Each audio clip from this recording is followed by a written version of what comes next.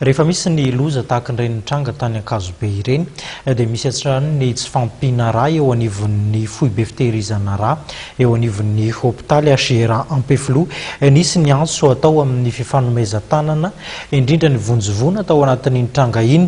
Maro ary nanohana ny antso ho fanampiana ny mpiray tanindrazana.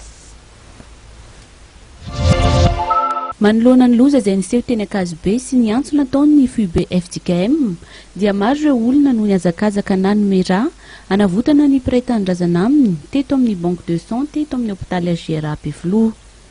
Ny maraina fotsiny dia efa anjatony izy ireo no nitandahatra nanohana. Nafikambanana io na olon-tsotra eny fa nampitondra fivavahana aza isan'ireo tazana teny toerana ny filohan'ny Hjra teo aloha ny pastera Lala Rasendrasiny.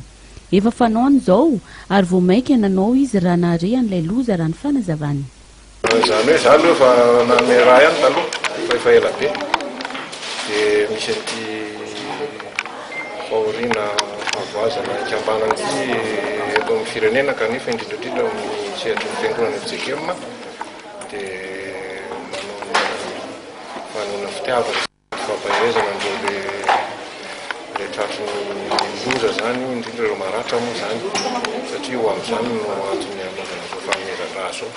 Akoatra izay dia isan'ny nanao izany fanomezan-drà izany ihany koa ny fikambanana tahakan'ny Lions Club Région 49 izay tonga maro nanantanteraka ny fanomezan-drà vao maraina teto amin'ny Hjra.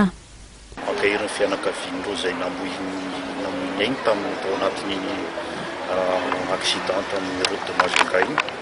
Dia ny faharoa dia mirary fahasalamana haingana ho an'ireo izay mbola tsaboina atao amin'ny hopitaly. Ka raha vao narehan iny izay dia misy fampiantso tamin'ny tompona andraikitra tato amin'ny banque de sang dia nanentana ny mpikambana tonga ny mera anampy an'ireo olona tradoza ireo. Izay no antony maheto anay vitsivitsy zao fa mino fa mbola misy ho avy eo amanay. Efa fanaon'ny Lions Club ny mamera isa-taona izay dia efa mamera. Misy fotoana efa fanomezana isa-taona mamera fa ity ny ataonay hoe aide à la situation d'urgence dia nangonina ny mpikambana mamera.